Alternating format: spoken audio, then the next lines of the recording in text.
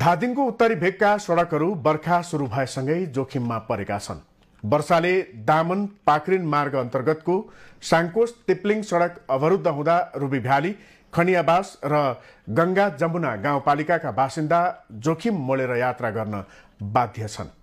खनियाबास 3 किमताङ फेदी खोलामा अघिल्लो वर्ष बाढीले सडक बगाएपछि खोला तरेर आवतजावत गरिरहेका सवारी साधनहरू अहिले खोला ठूलो बग्न थालेपछि झण्डै 1 घण्टा लामो र जोखिमपूर्ण खनियाबास 4 को राउते गाउँ हुँदै घुम्न बाध्य भएका छन्।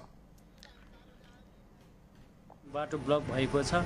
त्यो ब्लकको बाटोमा चाहिँ हामीले फेरि अहिले घुमेर त्यो राउते हुँदै दार्खाको चाहिँ चौकी हुँदै चाहिँ नि करिबन 45 मिनेट अथवा 1 घण्टाको बाटो चाहिँ घुमेर त्यहाँको जनजीवन, त्यहाँको यात्रुहरूले चाहिँ दुःख पाइरहेको छ।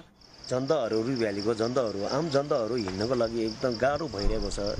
हिलोमा अलिकति गाडी पनि सर्न सकिरहेको छैन। त्यसलाई अलिकति कुनातिर पनि सङ्घीय सरकार र प्रत्येक सरकारले पनि नालाको व्यवस्था गर्नको लागि योजनाहरू उपलब्ध गरिदियो। मनसुन सुरु भएको केही दिनमै रुबी भ्याली गाउँपालिकाको सदरमुकामदेखि धादिङ बेसीसम्मको यातायात सम्पर्क अवरुद्ध भइसकेको छ। रुबी भ्याली 4 लिस्ने खोलाको उकालो सडक क्षेत्रमा पनि सानो वर्षा हुँदा नै सवारी साधन सञ्चालनमा कठिनाई हुने गरेको छ। वर्षा लागेसँगै दोहोरिने समस्याको दीर्घकालीन समाधानका लागि स्थानीयले सङ्घ, प्रदेश र स्थानीय सरकारलाई दिन माग गरे पनि सुनवाई भने हुन सकेको छैन।